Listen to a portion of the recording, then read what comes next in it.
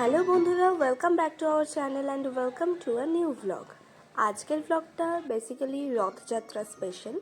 আজ তোমাদেরকে রথ নিয়ে একটা ছোট্ট গল্প শেয়ার করব।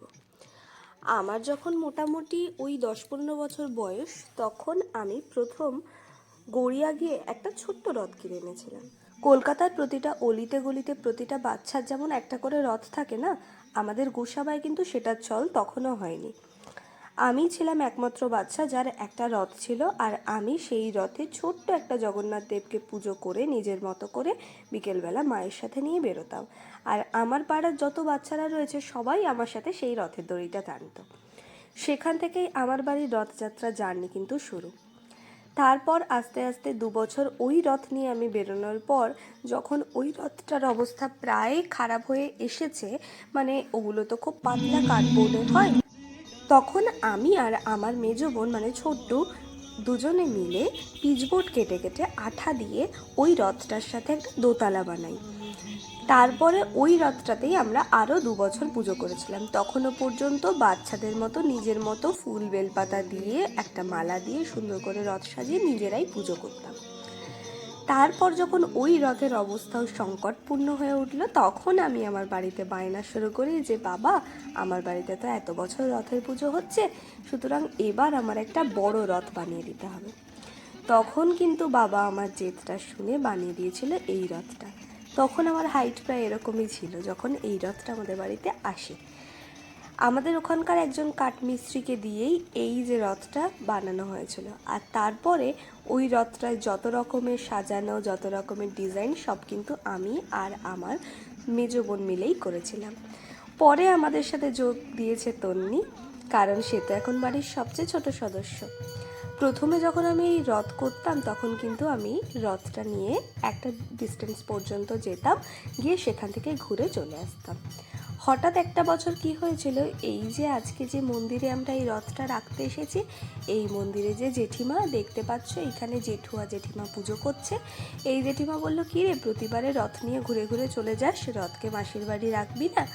সেই জন্য আমরা কিন্তু এই জেঠিমাদের মন্দিরে প্রথম আমরা রথ রেখে যাওয়া শুরু করেছিলাম। বেশ রথ, আমার ছোট্ট রথ নিয়ে শুরু হওয়ার 3-4 বছর পর।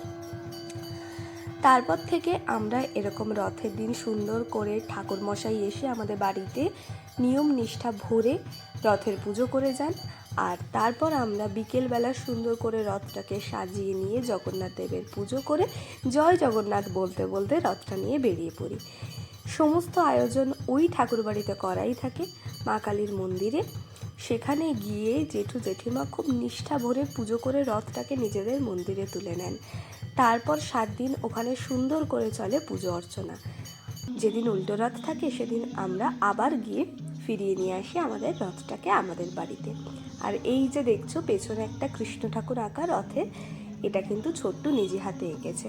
আর যত রকমের ডিজাইন দেখছো এগুলো সব আমরা নিজেরাই করেছি। রথের কথা বলতে গেলেই ছোটবেলার কথা মনে আসে। ছোটবেলার অনেক স্মৃতির মধ্যে রথের স্মৃতিটাও আমার কাছে খুব মিষ্টি। আর তার সাথে সাথে পরিস্থিতি অনেক পরিবর্তন হয়েছে। আজকের দিনে গেলে তখন মনে হয় যে ছোটবেলাটাই বোধহয় ভালো ছিল।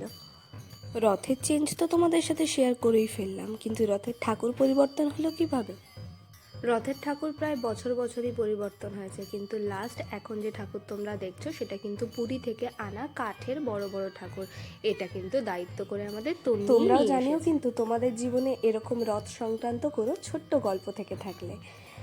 এবার ফিরে আসি আজকের রথে। আজকে আমরা দুর্গাপুর থেকে ফিরলাম, সেজন্য প্রচণ্ড কষ্ট হওয়া সত্ত্বেও তন্নি গিয়ে সমস্ত বাজার করে আনার পরে ঠাকুরমশাই দুপুরবেলা পুজো করেছে। তারপর আমরা বিকেলবেলা সবাই সাজগোজ করে শাড়ি টাড়ি পরে রথ নিয়ে বেরিয়েছি। ওই মন্দিরে রথ পৌঁছানোর পর জেঠু ওখানে পুজো করলো, করার পরে ওখানে মোটামুটি অনেকটা বাতাসা সব লুট দিল। আর আমাদের সাথে আরও জয়েন করেছিল আমাদের বাড়িতে ভাড়া থাকে যারা, সবাই। সব কিছু মিলিয়ে আজকের দিনটা খুব আনন্দে কেটেছে। আর জানি না কেন আজকের দিনটাতে আমার মায়ের কথা, আমার ছোটোবেলার কথাটা খুব মনে পড়ছিল। তোমরা জানিও